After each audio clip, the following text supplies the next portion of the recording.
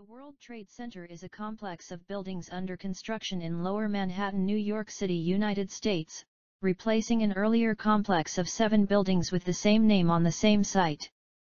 The original World Trade Center featured landmark Twin Towers, which opened on April 4, 1973 and were destroyed in the September 11 attacks of 2001, along with World Trade Center 7.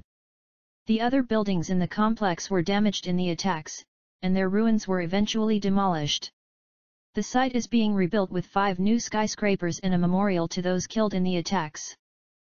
This part of the revelation of the New World Order is about the symbolism behind the World Trade Center.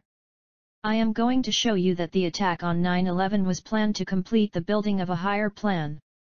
As how I see it, the original World Trade Center was built by the Freemasons just like they built Washington, D.C.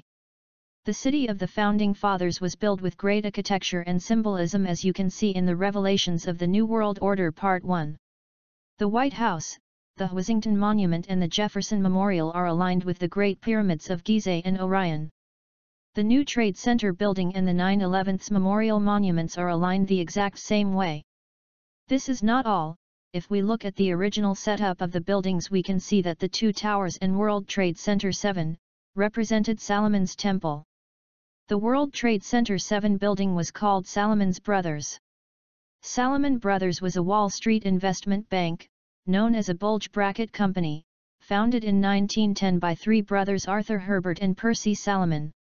Of course this sounds like a family business, but if you look behind the 3 brothers and just reflect on the name and the position of World Trade Center Building 7 and the 2 towers, you can find a deeper meaning in these 3 buildings. In the history of the Bible and the Torah, 2 kings made 2 pillars, Boaz and Jachin. Boaz and Jachin were 2 copper, brass or bronze pillars which stood in the porch of Solomon's Temple, the first temple in Jerusalem. The secret is this: the Jachin pillar, meaning Yah establishes, is King Solomon, and the Boaz pillar, meaning strength, is King David. And these 2 were Israel's most illustrious kings and also the ones mostly responsible for planning and or building the Jewish temple. Now the World Trade Center Building 7 is not the temple itself but the altar that the temple housed. Seth, in Judaism, Christianity and Islam, was the 3rd son of Adam and Eve and brother of Cain and Abel, who were the only other of their children mentioned by name.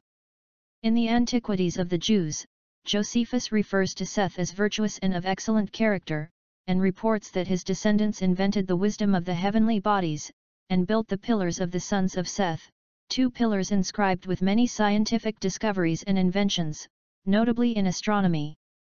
They were built by Seth's descendants based on Adam's prediction that the world would be destroyed at one time by fire and another time by global flood, in order to protect the discoveries and be remembered after the destruction. One was composed of brick and the other of stone, so that if the pillar of brick should be destroyed, the pillar of stone would remain, both reporting the ancient discoveries, and informing men that a pillar of brick was also erected. Now read that the 2 pillars/2 towers went down and a 3rd was erected. In Gnosticism, Seth is seen as a replacement given by God for Abel, whom Cain had slain. It is said that late in life, Adam gave Seth secret teachings that would become the Kabbalah. The Kabbalah is the magic teachings that is the base of the today's Illuminati and Freemason doctrine, and the symbols of the 2 pillars and the writings of the Kabbalah are found in all Masonic buildings and holds a system of mathematics and numbers. So Seth, as a successor of Adam and Eve, set the foundation for the Kabbalah that King Solomon tried to hide in his temple.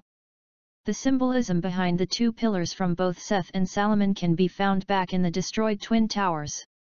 To complete this piece of symbolism, there is one more detail I would like to show you. As you could see, the Boaz represents the north and Jachin represents the south. In the next picture you can see that the 9/11's memorial is split in a north pole and a south pole. This same symbolism comes back in the image of Baphomet and in the George Washington statue. Now I hope that I have shown you the symbolism in the World Trade Center event and that the 9/11's attacks were part of a bigger plan. And that you all should be warned that nothing what you see is what it looks like. Keep looking for the truth and seek for wisdom. Let's call this the rise of the new Babylon. Share this with your friends and keep placing questions on all things your government does. Thank you for watching. Veritas Verbatim. We are anonymous, we are legion, we do not forgive, we do not forget, expect us.